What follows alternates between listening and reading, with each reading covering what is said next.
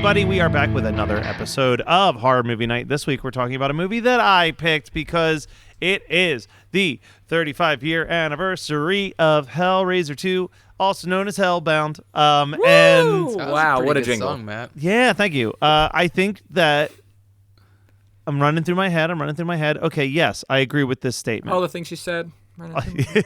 of all of the major horror franchises that we think of when we think of the slasher genre, so like Nightmare on Elm Street, Friday the 13th, Halloween, etc., I think that this movie is the best number 2 out of all of them. I think that this is the only one of the slasher direct sequels to the original film that like does what later sequels eventually got to. You know what I mean? Like if it would be a totally different thing to me if Dream Warriors was Nightmare 2. You know what I mean? But like Dream Warriors does what I think this movie does. It expands on the character. It makes it a little bit darker. It dives into a little bit of origin, but still not too much. And just like is just out there and weird, but still true to the source material to a certain extent. And I am so excited that we're talking about this. And great news, guys. If you didn't watch Hellraiser, much like every episode of Buffy, it starts with a previously on. Thank God. And gets us all caught up on what happened in the last movie. It really does. It gives us a whole shebang of what happens before, which is, I think they should do that with more movies. Unlike, hold on. We watched something recently where there was like a whole voiceover. It was literally like last week. Freddy versus Jason? Yeah, Yep. Fuck that. Like that is not great previously on Nightmare on Elm Street and Jason, but this was appropriate and pleasant. I loved watching I love watching the end of Hellraiser again. Yeah. No, the whole movie is a delight because you basically can watch some fun stuff from Hellraiser and then you watch the craziness that is Tony Randall's Hellraiser. Yeah. Dude, Tony Randall Tony Randall does so many interesting things in this movie because it is both like off the wall bonkers. There are parts that are like truly unsettling. Super unsettling. The guy with the bugs underneath the skin. Oh my God. Every time that scene comes on, it was probably one of my favorite scenes. Like my virtual background before this was the hands coming through the mattress, but to get to that Google image search was like, you sure you want to see this? And I was like, maybe I shouldn't have it as my background. I don't want to get flagged on TikTok. So now I have 3 bloody bodies behind me. I think it's your November pick. Pretty sure. That one was a real risky. It's November, isn't it? Yeah, it was. We're all going in blind on that, right? Are we all going in blind? Yeah. No, is that what you and me? But Matt probably has seen it because Matt's seen everything. Very large. It's about this big. Yeah. But here's the thing: is that that Google image search was real risky. Thankfully, I work from home, or else I wouldn't have done it. Because I saw some girthiness. If you want to know, that's why it's called that. Okay. Yeah, but I feel too like much. You get a little bit of that same thing when you look for certain Hellraiser. Content scenes. So you mean how like the main bad in this one has what seems to be a giant phallic cock coming out of his forehead? Oh yeah, and I have just the thing to talk about that too. Oh, we're getting there early today, everybody. Well, I got a beer called Heady Topper, so I thought it was perfect for that. That is really good. Continue. We were waxing poetic about Tony Randall, Scott, but I think you might have something going on. I was like, the doctor is in because I could not. I used to have a Dr. Pepper because there's nothing that I could think of that was gonna be like interesting for a drink. So I was like, I got fucking Dr. Pepper in the basement. Let's do it. I love that. And it's kind of it matches color wise. I googled like what is Clive Barker's favorite drink because I was thinking, I'll just have what he's having. And I combed through like 10 pages and I did not see anything. Maybe I was just not. I had a bad. I will get the answer to this. Oh, I will get you the answer to this right now. Kyle's Not right on the now, but case. I'm gonna Kyle's be on the because case. I want to know that so badly. You know what's gonna be hilarious is if he doesn't drink and we're like just being assholes about it. Yeah, he's like a regular Matt Kelly. Yeah, Matt Kelly, Clive Barker, put them in a room One and the together. same. You'd never tell the difference.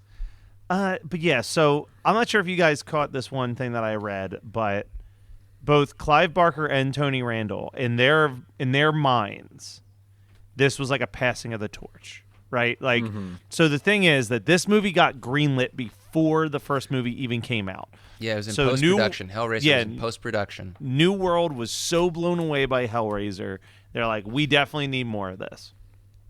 And both Randall and Barker were under the impression that they were going to kill off the Cenobites from the first movie, and that Julia was going to be the true villain of the franchise. Like, And goddamn, how good is she, dude? she's so good in this. Unreal. But unfortunately for the actress who plays Julia, while they were writing and shooting this movie, the first Hellraiser came out, and man, were people like, Pinhead crazy. Well, he looks cooler than Julia. He looks you know? cooler than Julia, and also, I don't know, you put him on the box art.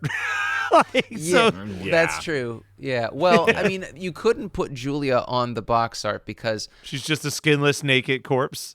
she's not in Hellraiser. Yeah. Oh yeah. She's alive in Hellraiser. But but she also doesn't have, without necessarily Frank, who is skinless. I don't know what that almost just looks like an erotic thriller. Like, well, on the, if you on think the about cover. Hellraiser and you think about a lot of Clive Barker's material, I mean, the vast majority of it is erotic thriller. It's true. With It's very true. monsters. Yeah. It's so much sex, so many dicks, so much Lots of fear them. of vagina. You know, I get it that Pinhead was pretty much set up as in Hellraiser, and you know, like the way that they promoted Hellraiser to be the face of the franchise. I love the idea of Julia being the new queen of hell, which is what I read that their plan was. And the original script, and Matt, tell me if I'm wrong, but I'm pretty sure that the original script was to end with her coming back up out of the bed at the very end instead of the pillar with Pinhead's face on it. Which I forgot that pillar shows up in this movie, kind of directly linking into the third. Yeah.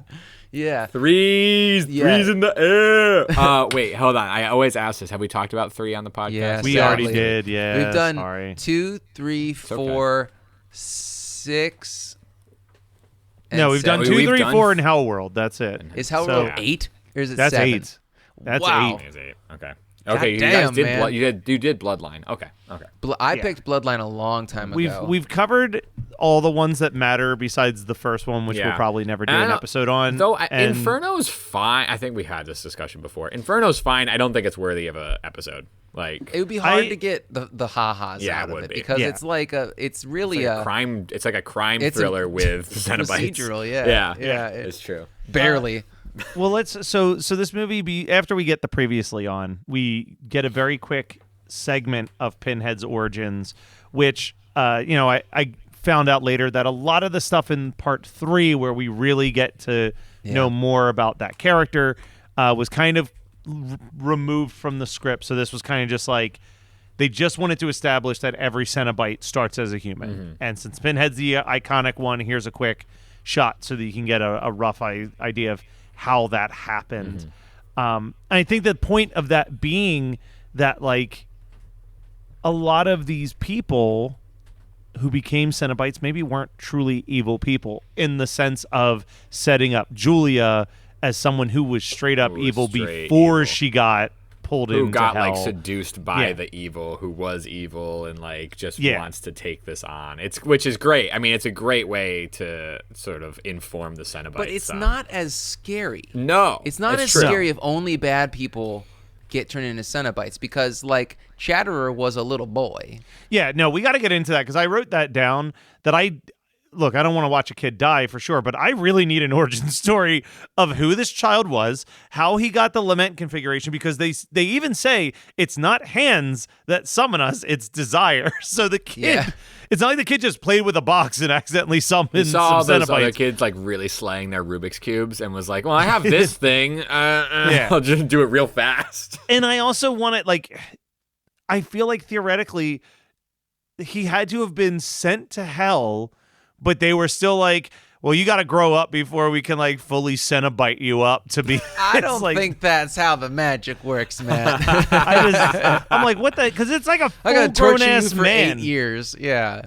But they, I also read that Chatter, you'll notice, has eyes this time around, and they were so mad about that. Well, it's because the actor was just like, I keep bumping into shit in the first movie. Like, could you figure this out?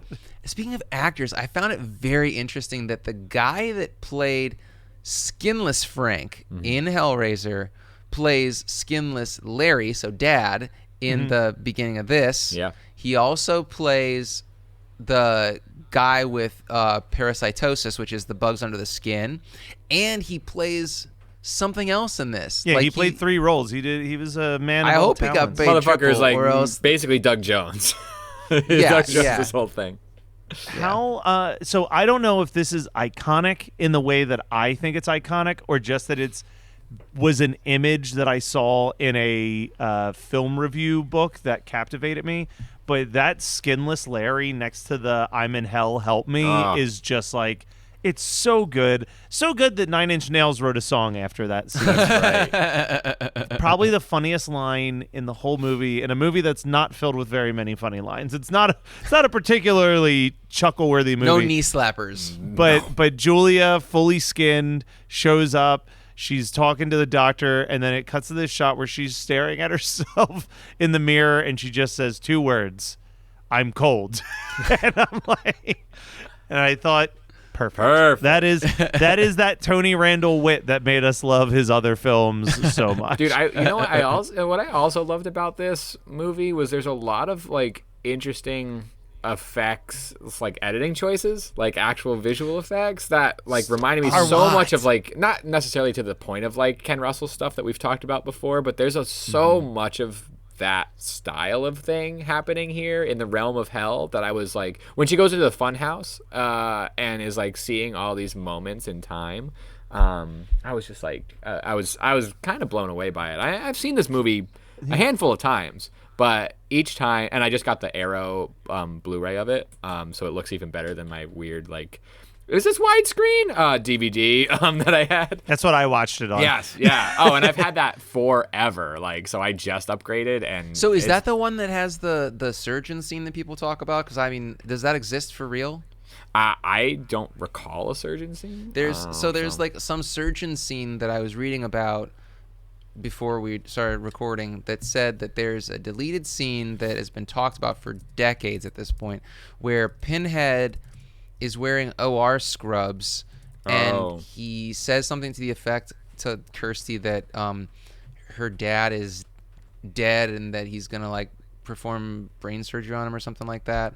I don't know. It doesn't make sense to me because I don't know how it would really fit into the story with the way that it was cut. That almost feels like they're freddying up Pinhead in that scene. No, I'm sorry. There's a special feature of it on that Blu-ray. Okay. So it's not in the cut that you have because it wouldn't make sense. Right, but it's on the special feature. And I've seen the still of him in the surgical gear, and I've not really thought much of it. I don't know why. I guess I thought it was maybe a sequel. I never thought anything of it until today. Yeah. I'll have to loop back and watch that. You know, you're talking about the cinematic choices that were made.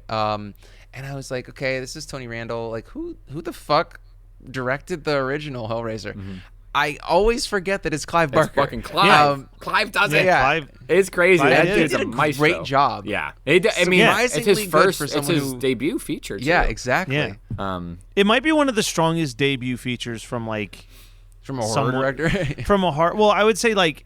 A lot of filmmakers who get their debut feature film, they've done some shorts and they've done like other projects to build themselves up. But as far as like someone, especially in horror, someone coming from like a writing stance and then making their way into directing. He only ever He did a directed- really strong job. He did. directed like 5 movies total. Like he has not directed that much No, stuff. he directed. I'm actually looking right now. He directed Yeah. a couple of shorts early on, like a decade before Salome and The Forbidden, which I have on VHS. I've not actually watched them yet. The Forbidden. Yeah, he directed. Oh, that's the that isn't that Candyman? Correct. Yes. So So he in did a 73, short version of Candyman. Yeah, he did. So I 78. will. Oh, okay. Salome is 73. Forbidden is 78. Did he really write The Forbidden that was in the flesh in the 70s? Dude, I mean, And it took cannot until confirm, fucking- but Jesus. he did some. I haven't watched it yet. Redemption. If anybody remembers Redemption, it was always like a You've black talked about it cover with like a little like sort of demonic or witch person on the top of the cover. But they released a VHS of it. I'll eventually rip it and we can talk about it sometime. But I just haven't watched it yet. And I think they're The all Forbidden? I think they're all silent. I have Salome and The Forbidden on the same tape. Oh, on the yeah, tape. they're on Gotcha. the same tape. I bought it at the archive, Vinegar Syndrome. Everybody take a drink. Okay. Anyway, we can get back to Doctor but will no, see it you is. Clive. I mean, Clive really Tony really follows in the footsteps visually of what Hellraiser 1 was. And this is and builds early. upon it. I mean, this is in a lot of ways his true directorial debut. He did DEFCON 4 prior. He didn't even really get like a credit for it. Like I think that was like one of those like Roger Corman or Charles Band, like, yeah. hey, we got a poster and a few props, and you got 3 weeks to make it happen type film. This was like the Have first you time watched that it? I have it, but I think I have it because it was like Scream Factory put it as a double feature with something else I wanted type movie. But yeah, so like all that to say, like, you're right. The visual, there are moments when Kirsten and Kyle show up at the doctor's house. Shout out Kirsty? Kyle. Kirsty. When Kyle opens that attic door and there's all these rotted corpses in there, like that shot, super unsettling. Yeah. Right? Then Julia kisses him and we get this wonderful tracking shot, like this uncut tracking shot that starts with Julia kissing his normal looking face and it just slowly moves around her back.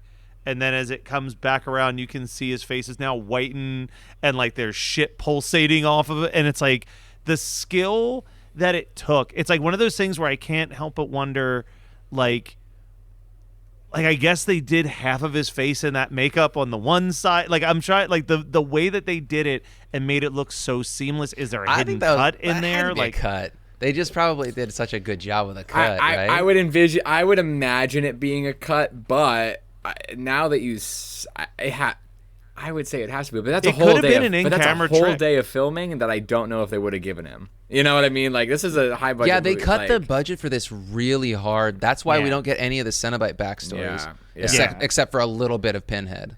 And then, I mean, when she shoves the doctor into Leviathan, it is fucking horrific to watch. Yeah. Like, it's Oh, yeah. cheesy and cheap, but it is effective. Yeah. Where you're just like, what is like?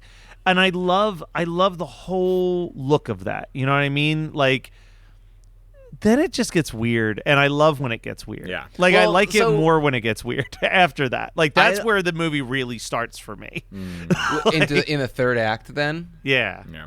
So that's really interesting because so many people prefer the first 2 acts because it's more traditional Hellraiser, Yeah. and then the third act is kind of like. So Tony Randall said that was a decision, was Yeah. to make the third act dark fantasy to differentiate itself from Hellraiser. I like the third act. Yeah. I think that the plot disintegrates completely, and Does it's visually maybe cool. would you say the third act falls down a hole and just leaves a pile of skin behind? Sure, Matt. I guess. that's- I guess he might. Yeah, see, that's around the point where I'm like, you know what, this is just so fucking weird now. I mean, And it's just a ride, right? You know, Yeah. like it's not. Look, you know, Homeboy was loving some fucking stop motion snake fingers exploding Yeah, out of yeah. someone's hand. Like I was like, yes, Yeah. I love all of this. The only thing that I kind of regret is, you know, doctor rolls up into his hospital and there's all these patients there. I forget every time I watch, I'm like, he turns them into Cenobites, right? And it's like, no, he just kills them. And I'm like, man, Yeah. what a fucking missed opportunity to like They didn't just have the introduce. money. Yeah, they didn't have. Well, it also takes that too much had to have time been to the give original. them each the box and then to try to, Yeah. you know, it's like So I wait for don't them to even hit know- the right button. If Dr. Channard is actually like that powerful that he can just blow away the original 4 Cenobites without really breaking a sweat, and sub question, do Cenobites sweat? I think that he's Butterball's the only one who sweats. Yeah. Sorry. I think that he's funneling the full power of Leviathan through him I because agree. he's connected via the thing in his head, right?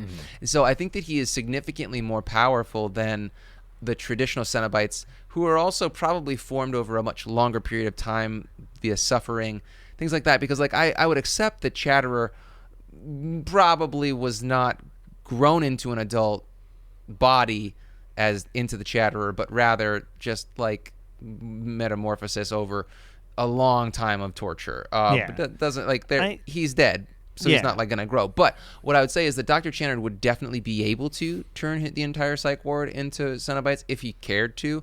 But I think that the idea is that He just wants to be the one. yeah, I think that he doesn't, since he's a fresh Cenobite, he doesn't think about making more. I also think that the concept of creating Cenobites, it's got to be a special occasion. You know, like they kill a lot of people. They killed Frank. They killed. Frank's kind of the only one that we see. It's implied that they've killed people, anybody who's really opened the box. It's an implication. Yeah, we only see Frank get murdered, but Frank does most of the murdering in the first one. I think that we're getting it twisted with 3, which is where they just go because since it's like the 90s, they had to up the ante, and so they're like, fuck it, let's make a shitload of new Cenobites. But I think that the concept of a Cenobite is like, because I read that Cenobite means someone in a monastic order, and so they are kind of like, because Pinhead isn't really named for a really long time, right? Like, he is the Hell Priest. And like, so they're not named in so much as the lore as much as like fan lore. So I feel that they have ascended beyond the regular torture to become the torturers. And so, except for Dr. Channard, the vast majority of the time, I think that it's like your soul just basically like is tortured and tortured and tortured, and then it becomes corrupted enough that you become a Cenobite. Yeah. So it's a special occasion. It's not like, ooh, pointing a finger at someone, ooh, you're a Cenobite now. That only happens in 3. Well, it happens in 4 as well. But you're right too. Like the quick turnaround and the intention in which he's become a part of this world is all for power. I know he was like helping Julia and he was doing all this stuff, but it's like it is for this sort of selfish gain. And he's a doctor, and he's all these, not that, doctors necessarily do that. But Carly doesn't listen to this. No, I'm just kidding. She wouldn't. But there's this intention that he ends up into the world, even though it's sort of, by accident, but that he has. So I like where your head's at, Scott. I agree. Though I think maybe it was financial. Yes, well, I'm really likely. just trying to expand upon like the Randall not lore. expound upon the lore. Yeah. And I can't remember if this was officially from the writer's perspective or if this was a fan theory after the fact. But another one of the reasons why a lot of people think that he was able to so quickly take down all of the original Cenobites isn't just an OP situation, but because is it Kirsty? Because Kirsty was like reminding him of his humanity. So it was like he showed up at a point where they were already vulnerable to using their powers a little bit. In that scene, I got to give a shout out. That Doug Bradley throat slit effect where he is just like still gasping for air as like the blood is slowly coming out. It is a beautiful, like that is an effect that in 2023 would just be like some digitally done effect. Yeah. It looks so seamless and good in this movie. It's unbelievable. It does. Every effect in this is effective for the most part. I mean, there might be a couple things that I'm like, but not as many as maybe the first Hellraiser.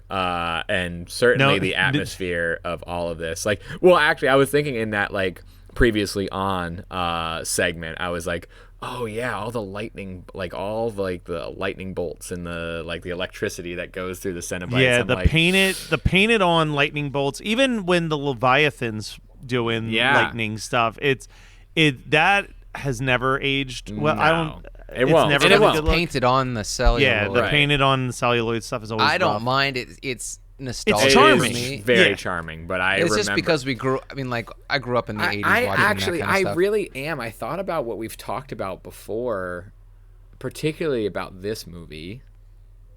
If there is a sequel that's better than the original, and I don't believe that Hellbound is better than the first. But it comes closer. Every closer time than I almost watch it, any it other fucking one. come. I swear it inches just a little bit closer. Like it really does. So I don't think here's- it'll ever. But take here's the that question: spot, it's but- not is it better or is it equal? How about this? Yeah.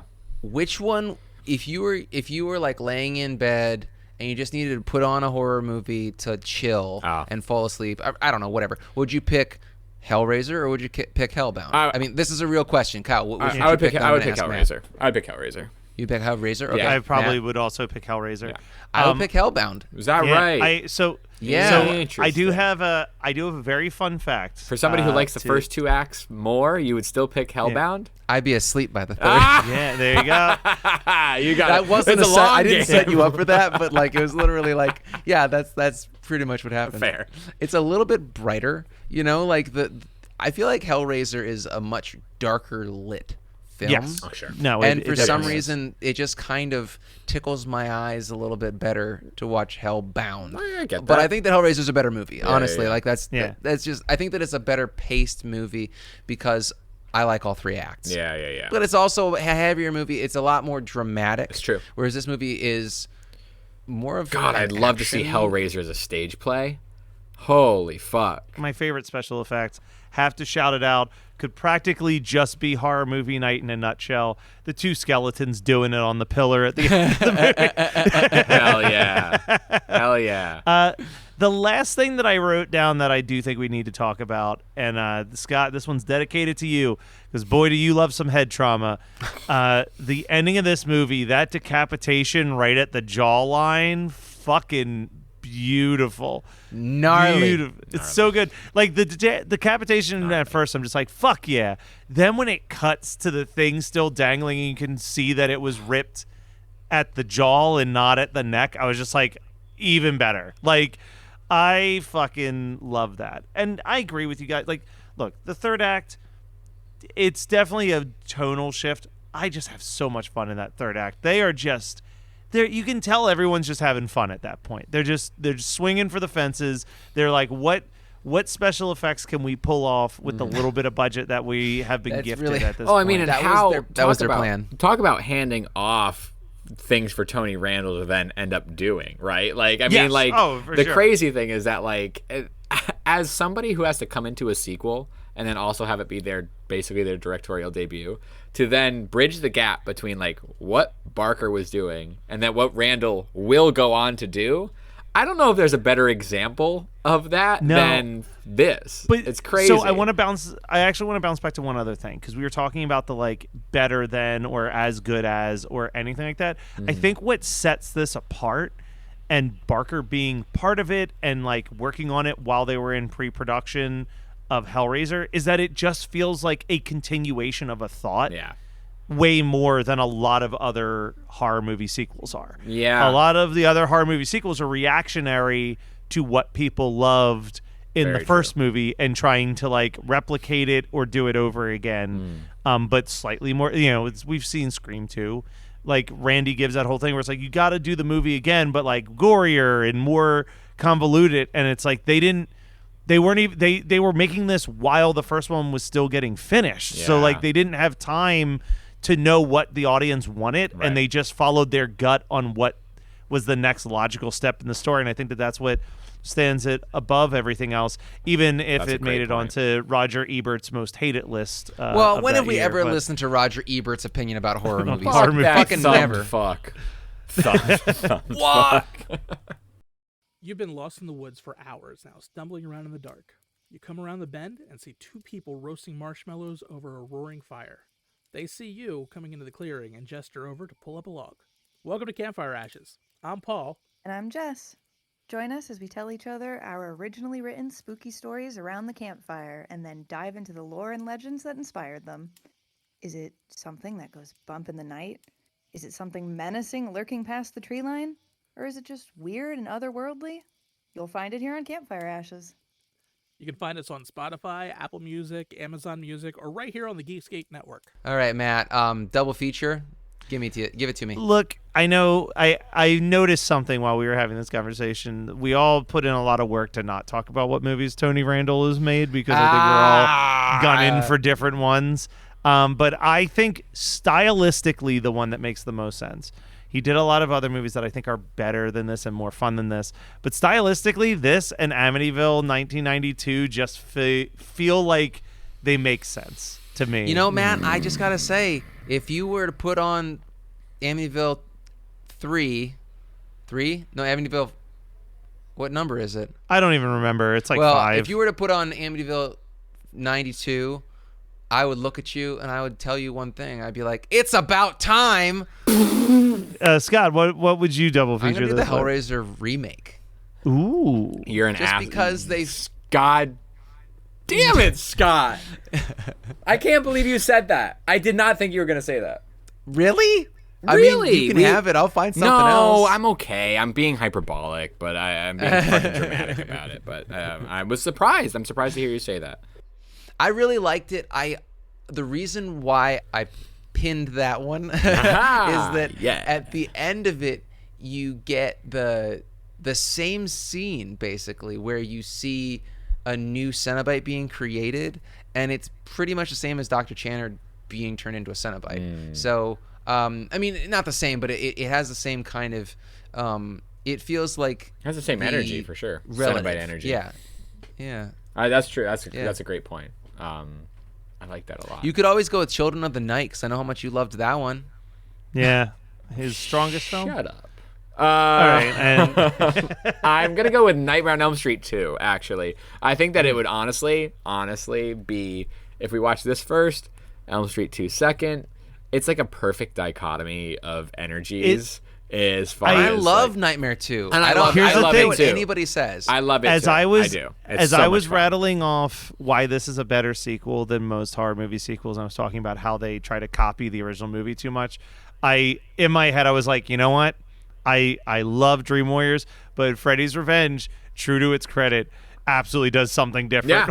Yeah, with They Nightmare on had Elm no Street. idea what was going to work, and they went the exact wrong way. Yeah, and I love that. Yeah, I think that's the fun part of it is that Matt had made a good point about this being a continuation without the knowledge of what it would be and what it would become. Yeah. And Freddy's Revenge is not that, and I love it for it too. And I love that Freddy in Freddy's Revenge is not a prankster yet. No, he's still pretty that fucking happens mean. the next movie. He is mean. He just happens to insert himself a little bit more in a world Honestly, which is sort of goofy. Kyle, that might be the best double feature of the three of us because I agree. Yeah. Freddy ripping himself out of Mark Patton's body is straight Hellraiser shit. I also, didn't think you about just that, said but yes. Inserting himself into, and that's the gay Hellraiser. Yeah, and dog. so I don't know if that was on purpose or subconscious. But I'm also rock hard, so I don't know what to tell you. I mean, completely bricked.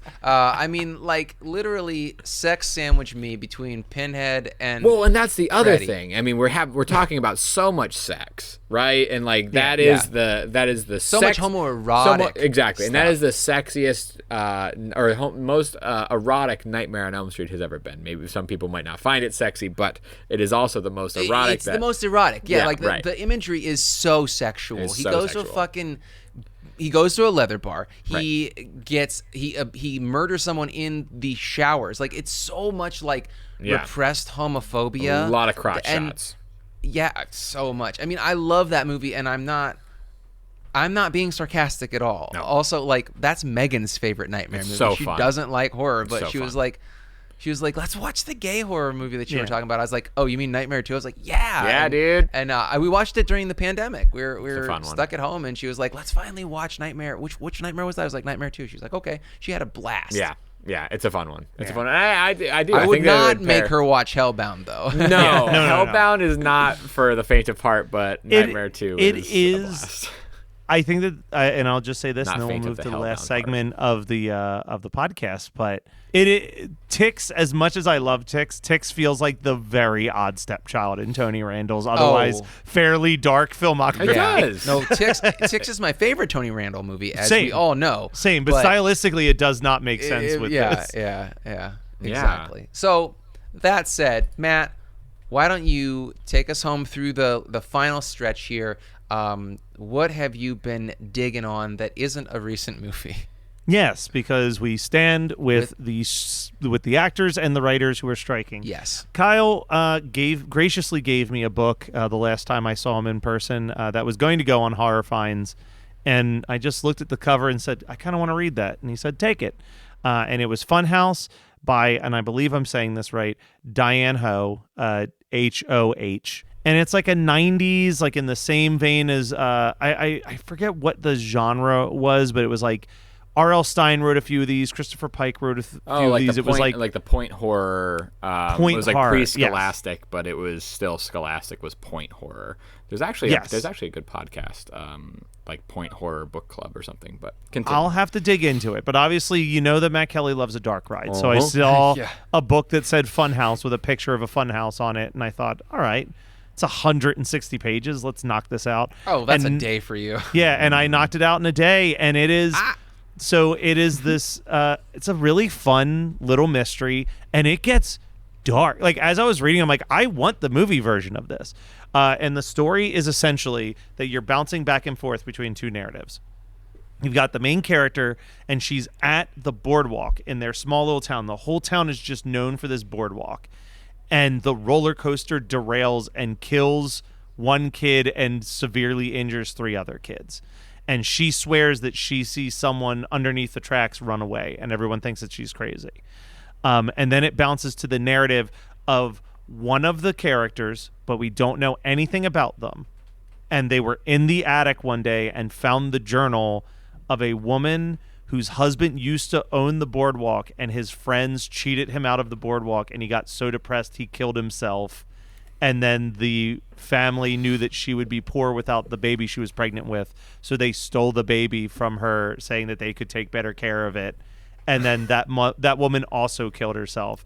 And you're like, you very clearly are like, okay, the person who found this diary is the child of these two parents seeking revenge, but you don't know who it is. You just know that it is someone who's friends with the main character.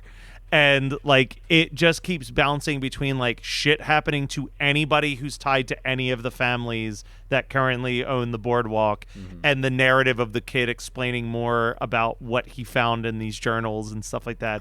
And it is like, Pretty I was like, this is interesting, actually. I was like, this is so well done. Yeah. Like, especially because like growing up on R.L. Stein, shout out to Jersey Ghouls. They did a episode recently just called the Christopher Pike Summer Reading. Oh, nice. Where they just like did a breakdown Nice. of Christopher Pike. And they mentioned this because Jackie was like me. It was like R.L. Stein or nothing. Yeah. And she was like reading Christopher Pike for the first time. I was taken aback by like that there was actual body counts. Yeah. And stuff because R.L. Stein was so like G and PG rated. Right, it was just people being scared. Like the body count was Yes. like who was scared the Yeah. most and who ran away. But like to or read a book whatever. like this where like people are dying Yeah. and being killed by booby traps and shit, I was like, this is great. So if you can track down a copy of it, possibly on Horror Finds or at a table at a convention for horror movie night, Yeah, dog. come and grab it. Scott, what do you got? Yeah, how about you, Scotty? This was not intentional, but I just didn't get around to talking about it the last couple weeks that we've been doing this change in the third segment. Maybe 6 weeks ago, I finished In the Flesh by Clive Barker, and I enjoyed it, but I think I liked In Human Condition. Personally, I liked In the Flesh, but I also felt like The Forbidden is so long. It's long. It is It's like long. it's like a legit novella, and in a book that is like 200 pages, having a 100-page story and then 3 30-page stories or whatever is it feels very uneven, and so I mean I think that I liked the Madonna the best of the 3. It's hard to say. Yeah. So my mom gave me, like, last summer I asked her, I asked her to get me some Clive Barker because I had been reading Books of Blood, volume 1 through 3, which is a collected one that you can just get on Amazon or whatever. And then I was like, oh, Mom, can you grab me some more Clive Barker next time you're near this thrift bookstore that I love that we used to go to in the summer all the time, my mom and I, when I was a kid. And she was like, sure. So she grabbed me like Weave World and Thief of Always and Great and Secret Show, which I don't really want to read the fantasy stuff. But she also got me the smaller trade paperback versions of In the Flesh and In Human Condition. And I have this belief. Now, this may be me making things up in my head, but go with me for a second. All right. I had these books when I was in junior high. I read In Human Condition, and I sold them back to this bookstore. Do you think she got you back the I books that think you... that they are like a bad penny, but like awesome, you know, like the opposite of a bad penny. I think that this is the second time I've owned the exact same books. Yeah. This is why you got to sign the back of your books, people. Yeah, you got to put like the date on the top when you read it. Like a Yeah. library card. Open like 1996. So I don't know, That but would it be seems awesome. it seems too odd that I'm going to believe that. I'm no, it's- it's the yeah. same choosing to believe covers. that. Like I am pretty sure. That's Anyway, pretty incredible. That's Kyle, incredible. take us home, All buddy. right, yeah, Kyle, take us home. Hey, Scott. You know how if you join our Patreon, you might have access to a book club. Via our Slack, which I would highly recommend.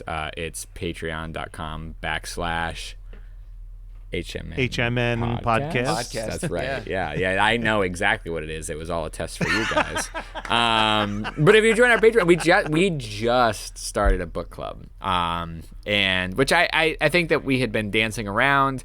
And we were seeing who was interested. It seems like there was a couple people that were interested, and I might have taken advantage of my trip, my anniversary trip on a plane to listen to the audiobook of Dark Harvest by Norman Partridge. Now, I don't want to say too much, Scott. You might not have read it yet. I know you're part of this book Oh no, club. I picked it because I read it and I love it. Oh, okay, fantastic. Okay, so I will... Also, just as a preamble for people, the book club isn't just me picking books. No. It's like going up for a group Yes. vote. We're all like everybody in the Slack is like able to make suggestions, and then we are agreeing as a group on what to. Yeah, and I was really amped for Dark Harvest. I thought it was fun. It was short. I'm trying to be a better reader, but I also knew that my months these past few months were going to be freaking insane. So Dark Harvest is perfect. So by the time this episode comes out, I think that we would have been done with this book. So anybody who's listening, who's part of the book club,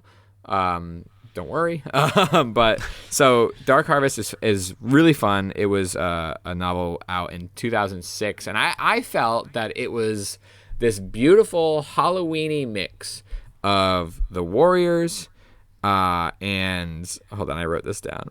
It was a mix of the Warriors, The Purge, and Shirley Jackson's The Lottery. I was like, this is like a beautiful sort of like urban legend that happens in this small town that's very Children of the Corn-y, but then it takes place during, Halloween. But it involves getting from like basically one end of town to another that has this sort of magical or legendary properties of if this one particular entity gets from one side of the town to the other. And I loved just the, and this could be a very simple story. This could literally be like a point horror scholastic book, from the 80s or 90s. However, the interesting thing to me was that the author kept sort of breaking the fourth wall and telling the audience that they knew of this story, or that they had done this before, or that they had lived in this town, or like they kept alluding to that, like we as a reader knows how the story goes. So it allowed us to like fill in the blanks a little bit while also not being totally obscured by the fact that the author is asking us to believe in a thing. You know, sometimes that could go a different way where it's like, well, you have to tell me what I'm trying to think. Like you have to. That's why I'm reading a book. Yeah. Like It makes me think. It weirdly makes me think of the opening. What you're describing is making me think of the opening to Charles Dickens' A Christmas Carol. Yeah.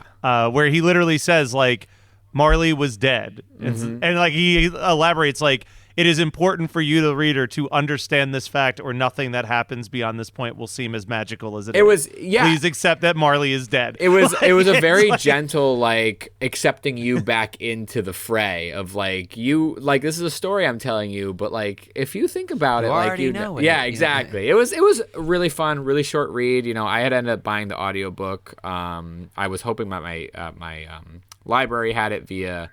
It's not Overdrive anymore. It's Libby, right? Libby, yep. Via Libby. They did not. I didn't request it in time. Woe is me. I paid the $8 on Spotify for it, but it's like 4.5 hours. It was the perfect plane ride fodder. And the audiobook reader was sort of like sinister, but I was able to follow along. You know, a couple like... You know, and it might have just been the audiobook thing. A couple too many like frilly things. I think if I was reading it like in hand, it might not have felt that way. But I really enjoyed it. I'm excited for this book club that we have. I'm excited to dig in more and talk to people on our Patreon and on our Slack page about the books that we read. So that's a hint for you to join at patreon.com/HMNpodcast. There's a lot of great stuff at that Patreon, including what we're about to record as soon as we wrap up this episode, which is, of course, Hellbound, Hellraiser II, to be more accurate. We will be back next week. In Tony we trust. In Tony we trust. Tomorrow. Next week we'll be back with more Horror Movie Night.